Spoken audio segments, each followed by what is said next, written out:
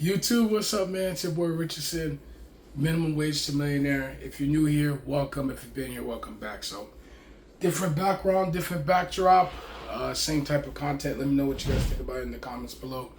But I just wanted to make a quick video uh, explaining about a situation that just happened. Well, not just happened, it happened actually a few weeks ago when I was notified. And that is that my employer had a data breach. And because I'm an employee of the employer, when they got hacked or the data was breached, our information was leaked and stuff like that. So things like they said in the letter that I got a few weeks ago, things like their name, I think they said your address, probably your phone numbers, your emails, and I think they said some of us are social security. So it's very unfortunate, and it's one of those reminders that as technology grows and we become more digitalized and digital, I can't pronounce it. As we become, more digital driven, yes, it offers conveniences and services that we could have never imagined, but then we kind of are vulnerable and left open into things that we can't control because when our data was breached, there was that. And that actually happened, I think they said it happened September, and they just notified us a few, I think technically May, that's when they got confirmation that it happened. So it took like 8-9 months for them to know that for sure. And it's one of those things where it's like, I want to be mad and frustrated, and I am frustrated at the situation because obviously it's my employer, but at the same time, it's like, it's kind of unavoidable because if you're working a job, right, you're going to have to give personal information, right, for tax purposes, also for your benefit as well, right? When you work at a job, right, you want to make sure everything is okay with that from that perspective when it comes to you needing to verify your income. So you're going to have to give some information to somebody. So that's kind of unavoidable. And it also is just a reminder that probably my hotel has very weak security protocols. I don't know if the guest information was hacked as well, but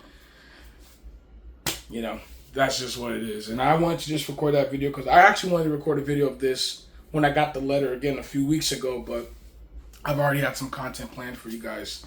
So I am a bit annoyed, a bit frustrated, but there is, I guess, two strengths or two benefits coming from this. The first one being that since I've already opted to become debt free, I already, I already had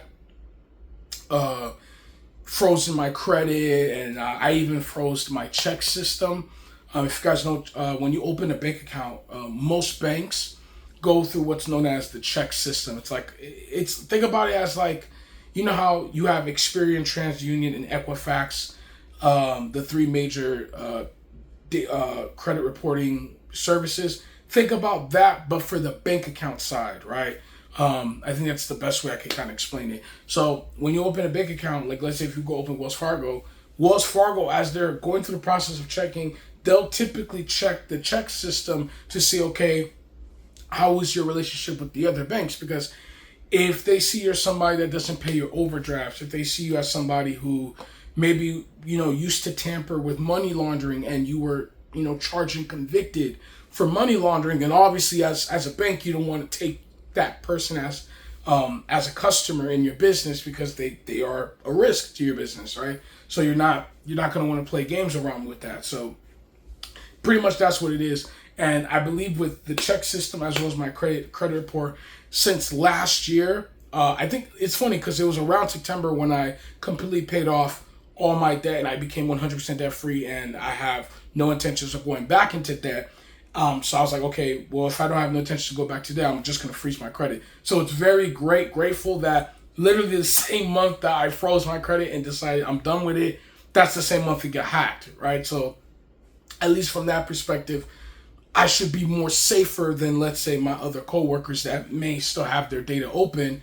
And again, they weren't notified until 8 months after it already happened, which very sucks for that.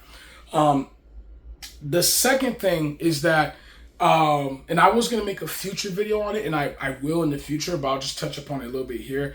Is that I subscribe to one of those identity data removal services type things, right? So, you know, the ones like I think it's Incogni, was I think Delete Me, right? All those services. I use a complete separate one, but to that effect, where you know you pay a subscription.